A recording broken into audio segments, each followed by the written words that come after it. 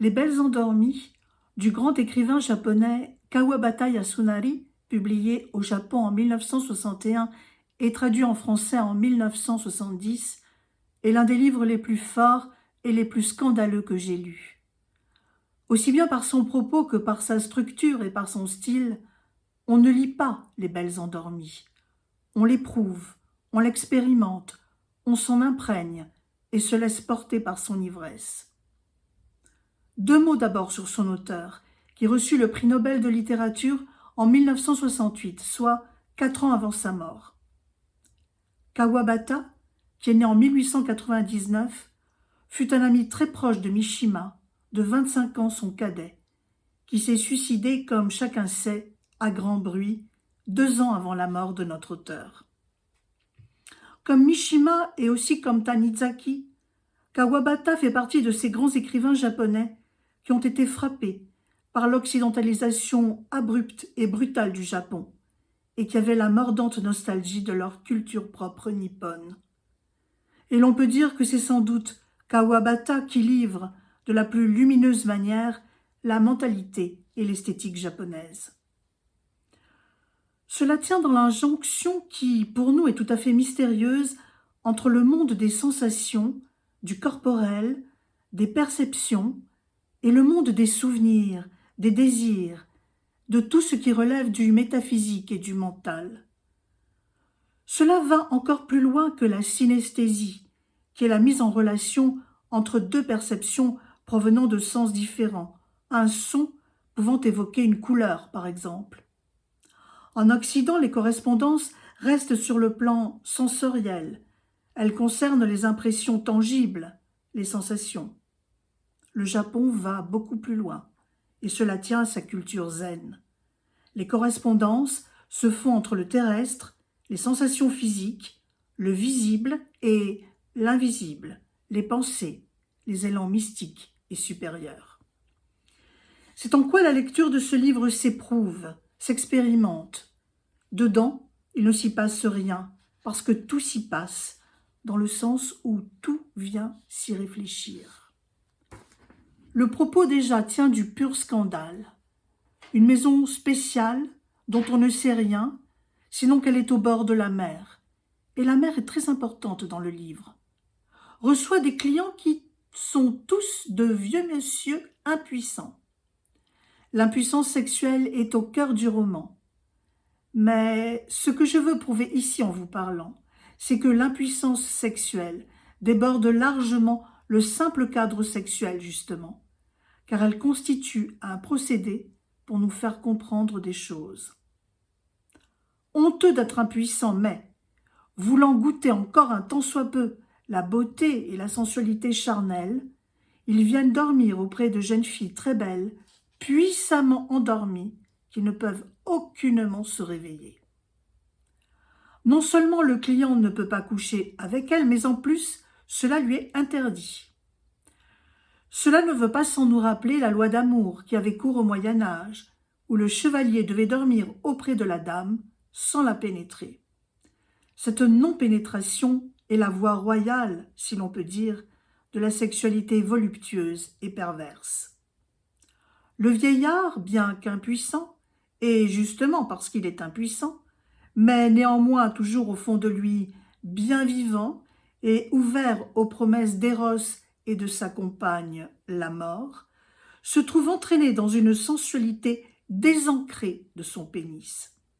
C'est donc au-delà de son corps qu'il goûte cette beauté féminine qui est aussi, par son sommeil, au-delà d'elle-même. Et cela amène le personnage à aller au-delà du plaisir, à plonger dans l'infinitésimal des simples sensations par lequel il plonge dans un questionnement sur le sens de la vie. Peut-être que le héros Eguchi, âgé de 67 ans, n'avait jamais auparavant observé une femme avec autant de passion et autant de finesse que les quelques filles auprès desquelles il va passer des nuits dans cette maison très spéciale. De la racine des cheveux au grain de la peau, à la commissure des lèvres, au modelé d'un sein, d'une hanche, à la finesse des doigts et jusqu'à une dent de devant qui dépasse, la fille endormie est passée au peigne fin. Et chaque fois, c'est un nouveau souvenir de son passé qui surgit. Une geisha avec qui il avait entretenu une liaison, une maîtresse pour seulement 2 nuits, un rêve, un souvenir mais aussi un désir nouveau, celui de se fondre dans un plaisir proche du mourir. Ce qui prime en réalité, ce qui suscite chez le héros et chez nous le plus d'émotion et de ferveur n'est pas ce qui se voit directement. La fille endormie est plus qu'elle-même, elle est au-delà de sa personne. Et comme elle qui ne voit ni n'entend ni ne touche, le vieux qui est auprès d'elle entre avec elle dans cette autre dimension. Ce qui compte est soit l'infiniment petit, un petit détail du corps de la jeune fille, soit ce qui ne se voit pas, une odeur, une couleur, un son. La plus grande importance dans la maison où les vieux paient pour dormir près de filles nues endormies vient au-delà d'elles. Les émotions sont provoquées par la mère, qu'on entend sans la voir, par des odeurs de choses qu'on ne voit pas et qui sont rappelées par les odeurs des filles, par la couleur cramoisie des teintures murales qui se reflètent sur leur peau et font penser au sang qui coule en elles. C'est pourquoi c'est un livre qui s'éprouve et qui s'expérimente, car tout entre en résonance avec tout. Tout fonctionne en écho, et cela ne concerne pas seulement les souvenirs et les émois du personnage, mais percute aussi, dans une partie de notre cœur inconnu à nous-mêmes, un noyau qui serait le siège secret qui fomente nos désirs, nos sensations, nos émois les plus profonds. Le corps dénudé de la fille endormie est une caisse de résonance, et plus précisément encore, et plus justement de se situer dans l'esprit japonais, le corps dénudé de la fille endormie est la machine magique à fabriquer des reflets.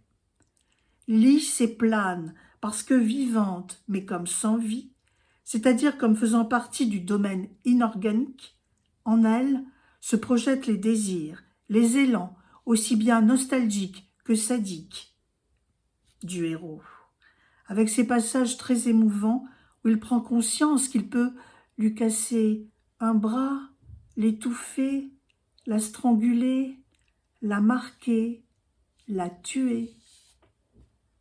Cette maison le dégoûte et plus elle le dégoûte et plus il y revient. Comme plus j'ai peur et plus je désire quand je lis ce livre, de vouloir être cet homme inorganique, cette fille inorganique, de me laisser glisser avec eux dans le semblant de la mort. Des somnifères lui sont donnés, il peut dormir, il peut mourir près d'elle. Bien sûr, il songe à ce mythe typiquement japonais du double suicide d'amoureux. Comme le roulis des vagues, qui est décrit et différent à chacune de ses visites dans la maison des belles endormies, la vie du héros, en venant auprès des filles dénudées qui dorment d'un sommeil si puissant qui lui semble comme la mort, la vie du héros s'enroule sur elle-même. Qui va mourir? La fille qu'il peut tuer? Lui, en prenant des somnifères? Sa vie tourne sur elle-même comme la roue du temps dans les cycles sans fin. Sa dernière femme, à sa grande surprise, lui rappelle sa mère. Et lui, qui se voit au seuil de la mort, se rappelle comment il cherchait le sein de sa mère quand il était petit. Le livre commence par l'odeur du lait, le lait qui sort du sein maternel, et se poursuit avec en leitmotiv la mer éternelle qui roule ses vagues, la couleur cramoisie des murs qui se mélange au sang qui coule dans les veines des filles. Elles n'ont pas de prénom, à peine ont-elles un visage. Elles n'existent pas en entier, car il ne les perçoit que dans le détail. Ce sont des non-personnes, ni vivantes, ni mortes, et il flotte avec elles entre la vie et la non-vie.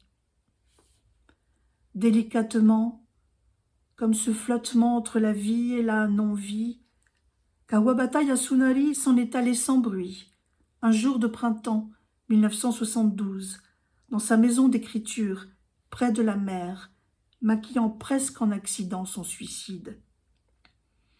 Se suicider serait accorder trop d'importance à la vie. La vie est un jeu, un pur reflet, où doit se mirer l'invisible de la nuit. Et nous terminons par une citation de ce livre, au style aussi profond que la surface de la peau peut l'être.